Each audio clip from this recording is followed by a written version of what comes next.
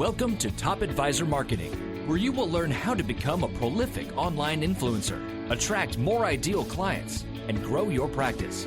Brought to you by Top Advisor Podcasting, a done-for-you podcasting solution built just for trusted advisors. And now, your co-hosts of Top Advisor Marketing, Kirk Lowe and Matt Halloran. Hello and welcome to another Top Advisor Marketing podcast. We have talked about diversity and inclusion in previous podcasts before. In fact, the one that I did right before this was about making sure that your technology was able to communicate with people who couldn't consume that technology in their native state, which would mean if they were blind, they weren't able to read your website, or if you had a podcast, they wouldn't be able to hear your podcast. They would have to do your transcript. But today, we're going to dive into it in a little different way with another person who I'm really excited about, because in our industry, inclusion is so important and not very pervasive, right? You go to a conference, it's pretty much all the same person in the audience, but not just the people who are financial advisors, but also the people that financial advisors serve. So Julie Kratz, she's a TEDx speaker, which by the way is a huge goal of mine, inclusive leadership trainer. She's an executive coach, author, and founder of Next Pivot Point. Julie, welcome to the show. Thanks for having me. So here's the fun part. I want to know how you got into this. Your history is really important to all of us and all of our listeners. It's a great way for us to get to know you a little bit better. So, Julie, how did you get to be the founder of Next Pivot Point?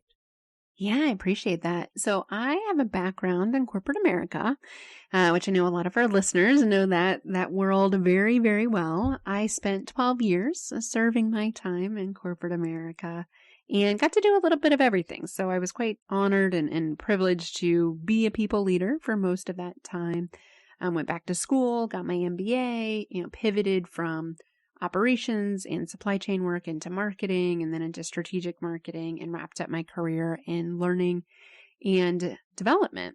And that was really the calling for starting my own business. Next pivot point was I kept looking around rooms of industries that were not so female dominated, not so diverse, and not seeing myself reflected in those organizations. And I thought we could do better than this. And that's why I started Next Pivot Point 6 years ago, to help leaders lead inclusively and to help solve this challenge of diversity in the workplace. Despite our best efforts, many organizations are still struggling with how to retain and engage diverse talent and diversify their organization so that they mirror their customer bases. So oftentimes I come in as a speaker and a trainer and a consultant, helping them solve that complex challenge, giving people tools to what I call lead like an ally and be there for people that are different than themselves. So I've gotten to write some books about the topic, about allyship, be on a TEDx stage. That was really a special accomplishment for this year. And my life's work, my main goal is to really be a piece of positive social change. We're at a time now more than ever that diversity and inclusion is stagnant. The growth, the focus, the need to focus on mission critical tasks. And I really want to make sure that we see this as an opportunity, that in challenging times, that we see this as an opportunity to pivot forward positively. Julie, I have so many questions from there. So when I first started in the financial services industry, and we're focused on women first and then kind of expand if you don't mind, but it was like 4% of the industry was women, right? And now I think we're up to like 12, maybe 15% max. What are we doing? Like, what is happening, and how are you able to convince people, and not necessarily just because it's the right thing to do, Julie, which we all know it is, but it's such a beneficial thing for you to do in your business to be much more diverse and inclusive. Help us with that. Yeah, I think we all, study after study shows that 80% of people believe in gender equality, which I'm always curious about the other 20%. Maybe they don't see it, I'm guessing. But you're right. The majority of good-intentioned people want to be an ally. They want to be supportive of women's issues and women's challenges. But despite their best efforts, they're frustrated with the lack of results on that inclusive behavior and the advancement of women certainly at a leadership level. Most organizations, especially in financial services, are very white male led. And so I think we know better, but what I find is that people don't know how to connect their everyday actions, their everyday behavior to be inclusive and to really bring people in. And women in particular will tell me, when I sit down with my financial advisor, with my husband, the financial advisor spends time talking to my husband and not to me, for example. Or in the workplace, I, speak up and advocate for my career, but, John always gets credit for my ideas and he interrupts me constantly. And these are called microaggressions. They may seem really subtle to somebody that's in the majority group that tends to be white male. You may not even see these things because it's really hard to see these little subtle, unintentional, often, good-hearted actions as troubling because you yourself haven't experienced them. But my challenge to that is put your radar up. Look for these little things, whether they're workplace interruptions, whether that's promotions and who's being promoted, whether that's who's invited to meetings and who's taken up the airtime in meetings. These are all little representations of what matters and whose voices matters. And what we know is that women are less likely to feel seen in settings and in meeting settings, and they're less likely to have their voice be heard, for example. And what that leads to is less of a sense of belonging. And that is a primal human need on Maslow's hierarchy of needs. If y'all remember, basic needs being met, psychological safety, and then connection and belonging is really that next tier. So these are things that all humans want. And we can do better to make sure all voices are really being heard and that people are being seen in this way. I jokingly, and not really jokingly, when I'm out speaking, because I know that you speak all over the place, we'll bring up the fact that, I happen to be the average white male. And it's very frustrating because I don't feel like I have the tools to be better at all of this. Now, I know that on your website, by the way, which everybody needs to go to, which is nextpivotpoint.com, there's the top 20 terms in diversity dictionary that you can download, and we're going to make sure you have a link to that. But Julie, I'm not trying to make excuses because I'm not. I'm married to a very, very strong feminist woman. My grandmother was actually a feminist writer before you could really even publish stuff. And so this is something that I actively try to work on. I don't feel like I'm doing as good of a job as I should, as probably the majority of our listeners happen to be in that majority demographic. What are some things that they can do that will allow them to be, one, much more sensitive, two, shut up and realize that other people have probably even better ideas than you do? And we also know that the more diverse and the more inclusive that you are, you have better products and services. Your clients are going to be happier. Your team's going to be happier. We know this, right? We got all sorts of research. But would you mind just throwing a guy like me a bone here and tell me what I could do to really just be better? Yeah. Well, therein lies a chance to be an ally. So I think first and foremost, and this is a challenging word, I think, for a lot of white males. I myself, as a white female, it's challenging to acknowledge my own privilege in the conversation. The P word is quite polarizing, but just taking an inventory of the privileges you have in life right now, and especially right now, that's very magnified. Can you work from home? Do you have stable income? Is your family safe? And all of the things that you have that are just a bit of a leg up on others. And it doesn't mean you didn't work hard for where you're at. That's by no means what privilege means. It's just the road was a little smoother to get there. And when you can honor your privilege and acknowledge your privilege, you're in a really special place to help somebody else. And so I look at my white privilege of just having the skin color that I do. I can more easily navigate spaces. People aren't going to ask me why I'm there. People aren't going to look at me inquisitively or think that I don't belong. Much goes for white males in corporate America. It's kind of the standard. The world was built for white males. A lot of the systems in corporate America were built to reinforce that patriarchy. And so I think if you can acknowledge, hey, people listen to me in meetings more. I'm invited to more of the after work hours events. A partner has taken me on as a mentee, for example. all these little things that I have that maybe others that are different than me don't have. And one super tangible way to do this is to have a conversation with somebody that's different than you. And since we're talking about gender, have a conversation with somebody that's of a different gender than yourself. And just ask the question, what have your experiences been like here? I get the sense they might be different than my own. I'd love to learn more about your experience. And you may not get a real answer the first time if you've never talked about something like that with them or they don't feel safe to really share the real dirt. But what I will say is we ask again and you demonstrate true empathy, true curiosity, that you just want to listen to learn. You don't want to make it better. You don't want to solve their problem for them. What you'll find on the other side of that conversation is a deeper understanding of the experiences that are different for her in the workplace. And if you are so kind and so empathetic to get a real answer, you may get some nuggets on things you could do. And for example, women will often say, hey, when I'm being interrupted in the meeting, if you could say something like, hey, Linda was still talking, can we go back to her? Or if somebody takes credit for another woman's idea in a meeting, if you could just say, hey, Cheryl shared that idea 10 minutes ago. Let's give her the opportunity to more fully explain. Or, hey, if you notice that people mentor people just like them, and they tend to not mentor women if they're a male, ask them, how could they potentially diversify who they mentor?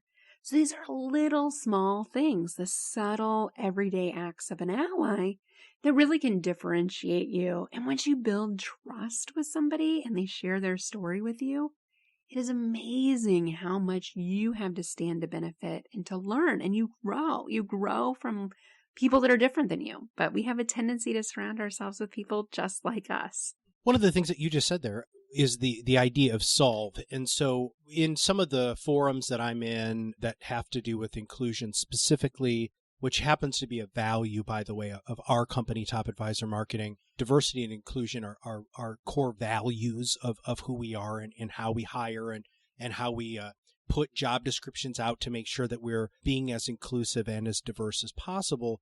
But it's the white savior thing, Julie. I mean, I think we have to talk about that. In fact, it's crazy. I was just driving around with my son yesterday. I have twin 17-year-old boys. And my son is dating a young woman from Guatemala. She was adopted and, she's a 17-year-old just like he is, but she looks of Central American Hispanic descent. And they say terrible things. I mean, just, really bad, just really racist things.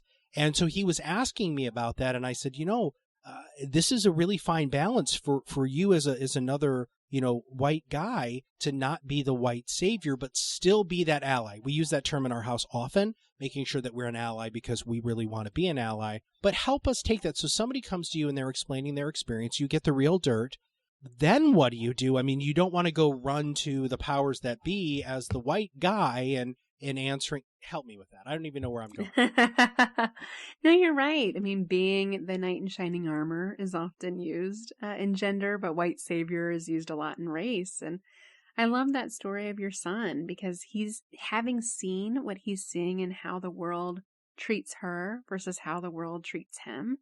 That's going to be such helpful information for him to grow and to not be afraid of diversity and certainly to be more inclusive in his life. So it's so great that you're able to have that conversation with him because the earlier we see these things, the better it is. I was a similar age myself when I started to see race issues with my friends that were of color and the amount of times they got pulled over versus when I did, for example. And so translating those experiences to how to show up as an ally without, a lot of times men will mansplain their way through things or say, here's what you need to do. Here's the solution to your problem. Here's the magic bullet. And women will sit back and be like, seriously, dude, I could have come up with that myself. Are you really telling me what it's like to be a woman? No, thanks. And we kind of roll our eyes. And women, we do not talk about you all the time, I promise. There's a misperception about that.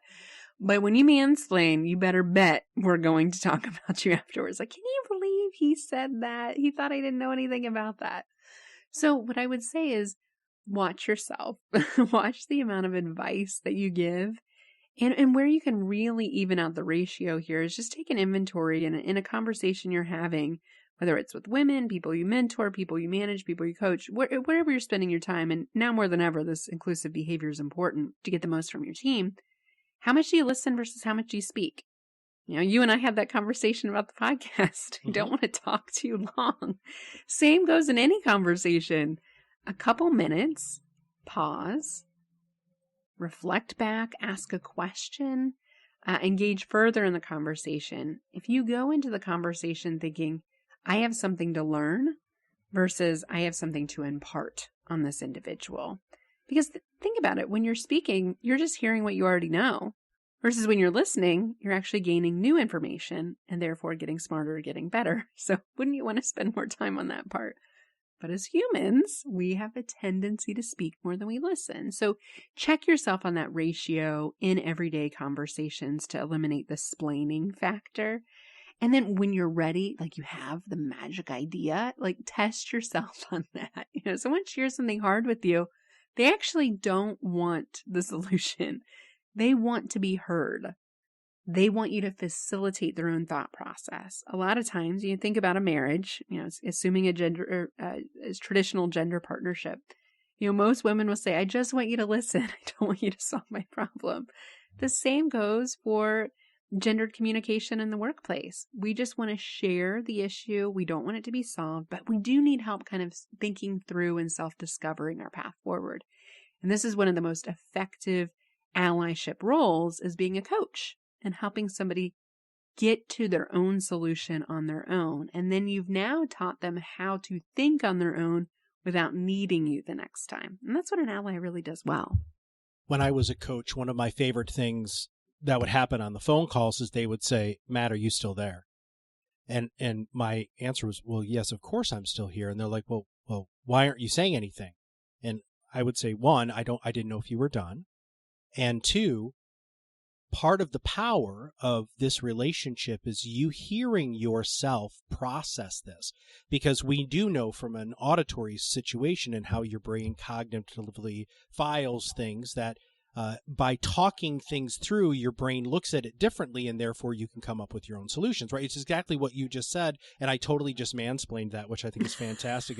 You can like punch me in the throat for that right now. But I wanted to try to say it in a little different way, because I think most people listen to respond. They don't listen to listen. And when you're in a financial planning situation, when you're in a managerial position, or even from a team member position, it's unbelievable when you stop trying to think of what you think they're going to say and you actually hear what they're going to say. I was a marriage counselor. I talk about it every once in a while on the podcast. It was the worst job I ever had in my life.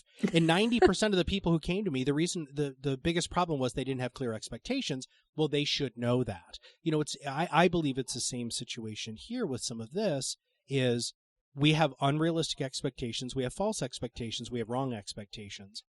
And therefore, we're really not paying attention. But I want to switch gears here real quick, because here's the thing that makes me giggle about all of this. Women are 51% of the freaking population, right? So they're the majority. You're a majority, right? And so, one, it's not a niche, right? Number two, there's some insane number, and you probably know this off the top of your head, but it's like high 70s of women who leave their husband's financial advisor because they have no relationship with them whatsoever. Mm-hmm. What are some things that you can talk to our listeners about that have to do with being more inclusive, especially in a married, you know, whether that's a traditional, air quoting, marriage or another sort of marriage where you generally have the dominant person in the room, regardless of it's male, male, female, female, male, female. How do you teach people, because you teach this stuff, you have a leadership academy, thought leadership, you got a podcast, you got online workshops, you got all of these resources for people. Why don't you give our listeners a little bit of free info here on how they can do a better job of including somebody, especially in a client meeting? Yeah, no, that's a really salient point. And no, you did not mansplain. At least I didn't take it that way. Yay! That makes me really happy. You were personalizing the experience. You were applying it through your own lens. So, and that's perfectly fair. I try not to give people too strict of rules with being an ally, that the do's and don'ts I get asked about a lot. And I'd rather focus on the positive behavior, but the splaining thing is a real issue. So I'm glad we got that on the table. But to build off of what you said, yeah, it's a shame. When we think about diversity, I've really struggled to think about gender as diversity, because you're right. We're 51% of the population, 45% of the workforce. But when you look up at the top numbers of organizations, we just hit a record for female CEOs in Fortune 500, 777%, single digit. I'm not going to celebrate that, but people are, and that's unfortunate. So distilling that to a relationship your listeners might have with clients, and how to make sure you're engaging across both genders, all genders, whatever the gender partnership looks like in that dynamic. I know me personally, when I meet with my financial advisor, he doesn't like that my husband when he doesn't come, and that signals to me like, wait, who does he think's making the decisions here? I'm making the decisions, right? Brad knows better now, but I will say eye contact is huge. And this is the feedback I get from a lot of women, especially with their financial advisors, is he doesn't even look me in the eye. He doesn't even look at me. He just looks at my husband. So watch where you're paying attention. Watch where your energy is going to. This is actually, thinking about a virtual world and what the reality is going to be on the other side of the pandemic. This is something you can more easily monitor, I would say, even in a virtual world. And so in making sure you're engaging all the key players in the conversation with your body language. And another signal of open, inclusive body language are your hands. Watching where your hands are. And even in a conversation like this where we can't see each other, there's this mental shift of keeping your hands open. You've probably noticed when you keep your arms crossed or your hands closed, people assess trust with hands. And so making sure you're using your hands, keeping them open. I know I use them a lot in my videos, even when I'm not physically with somebody, to signal trust and openness. So that's another key factor on body language. And then as far as inclusive language, the things to say and do, I think a lot of times, to your point, we make assumptions about what the other party wants. Really making sure that you're asking some good, open-ended questions on the front end of the conversation, not assuming what they want to cover in the agenda, not going right into your stats and figures you want to share with them because you're so awesome. What do you want to accomplish today? Where do you see yourself in 5 years? What could you walk away with today that would feel really good? What does success look like? Those types of questions, they almost always start with a key word like what or how.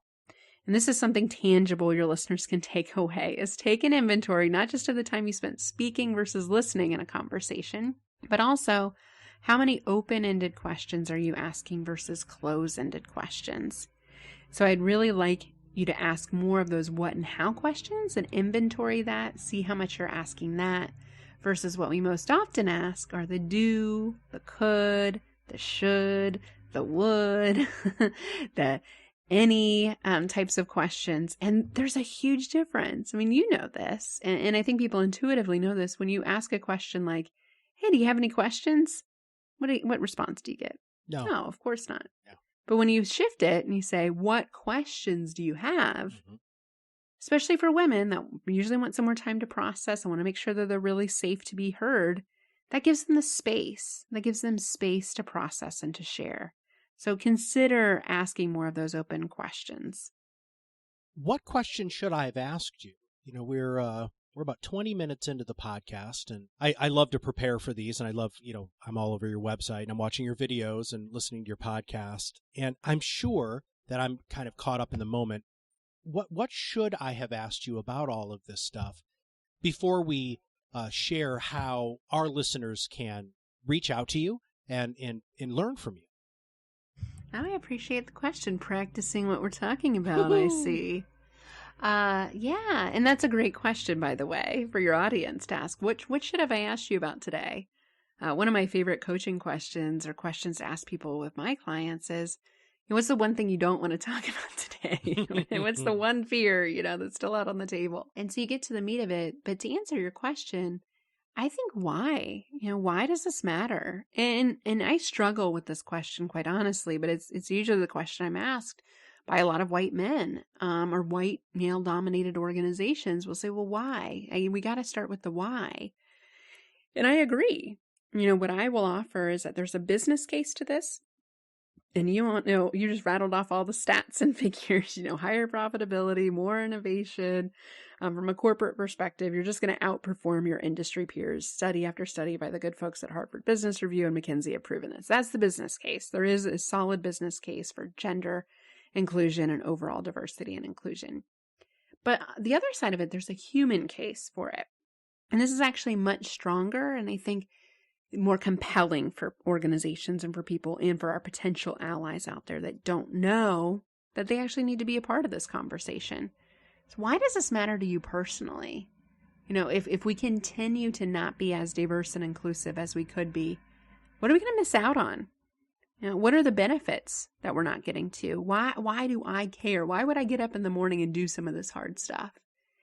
And I think if you can ask yourself some of those deeper, more reflection questions, this requires behavior change. And with any behavior change, any behavior shift, you have to have a strong, compelling why for it. People don't change for change's sake. And I love to give people the techniques and the hows and the whats of the conversation and bullet point it out for one thing you can do, because people want to do the right thing. But I know that they won't do the right thing. They won't follow through on these things if they don't believe it's important and impactful. So I would leave your listeners with that. Think long and hard about why it matters. And for men especially, think about your daughters if you have one. Think about little girls that you know or in your family. Think about your partners. Think about your mothers. They've been impacted by this. And be curious to learn and ask them about their story. And if you can't find some nuggets in there that are compelling, I would challenge you to try again. Mm-hmm. But you will. And the more you personally connect with this message and see yourself as a part of it, the more you're on that journey to being an ally. One of the things that we hold very dear here at Top Advisor Marketing is being involved with charitable organizations. And one of the ones that I am deeply involved with here in my area in Kalamazoo, Michigan is the Girl Scouts. We help them start, Top Advisor Marketing helped them start a podcast. And their podcast is all of these magnificent interviews with these young girls and young women who are navigating waters with tools that a lot of other women and girls never got, because that's a huge core value of what the Girl Scouts have. And ask those questions, like go to the local Girl Scouts and talk to the executive director, go to different organizations that really do focus on diversity and inclusion, and ask what you can do. Because a lot of times it's behind the scenes stuff. It's just showing support. Again, it's just truly being that ally, and it makes such a humongous difference in the lives of these people who are going to be running our country someday. But it also, way more importantly, gives you appropriate perspective, because, Julie, I can't literally walk a mile in your shoes, but I can try to do whatever I possibly can to put myself in those situations, so at least I can gain a greater understanding by just shutting up and listening and trying to be a better human. Now, if somebody wants to hire you, what should they do? Yeah, I love that. Listen and listen to people's stories at Girl Scouts. I'll have to look them up. I love stories and young girls sharing their stories. It's hard not to empathize with that. So great tangible takeaway. Yeah, I try to make it easy for people. So my social handles are all the same. Next Pivot Point. I post regularly on Twitter, Instagram, and Facebook, as well as LinkedIn. So you can check me out there, Julie Kratz, Kratz. I post daily on the subject. And then my website, you mentioned the Diversity Dictionary. There's tons of free resources there. My podcast, my video series, workbooks that you can download as well. So all those tools are available at no cost. Check them out at nextpivotpoint.com.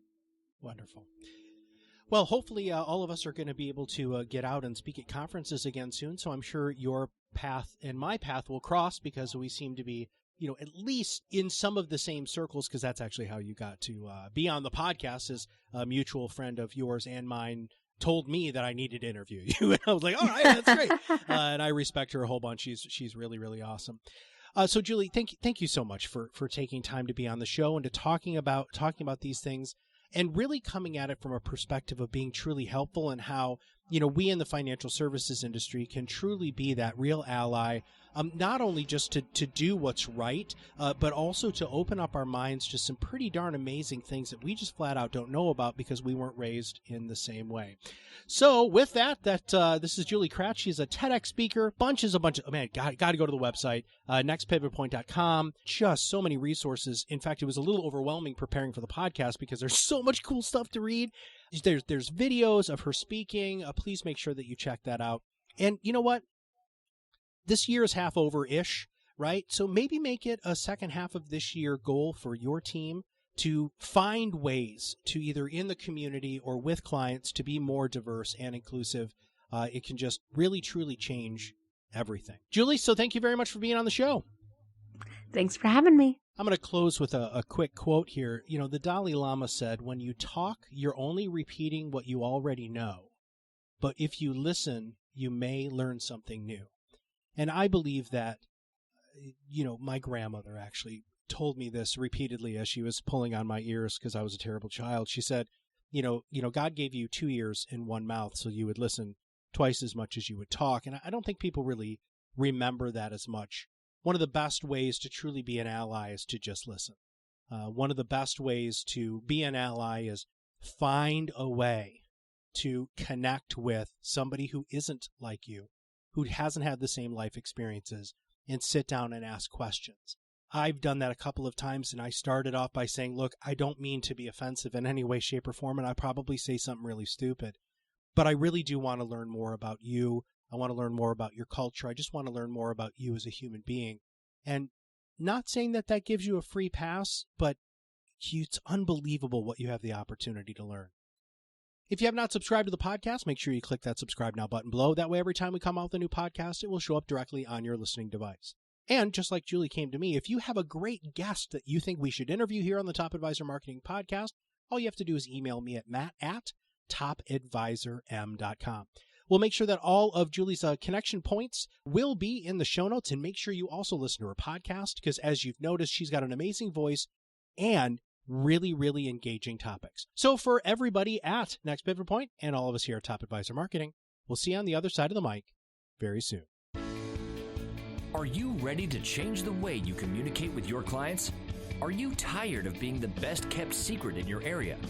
Learn how to become a prolific online influencer, attract more ideal clients, and grow your business. Contact us today and see what the power of podcasting can do for your business. Click on the Contact Us link on our website at topadvisormarketing.com and set up a call to learn more. Follow us on LinkedIn and Facebook for more updates and information. This was brought to you by Iris.xyz, a platform helping financial professionals become better in business and life through new media and new voices. Visit them and learn more at iris.xyz.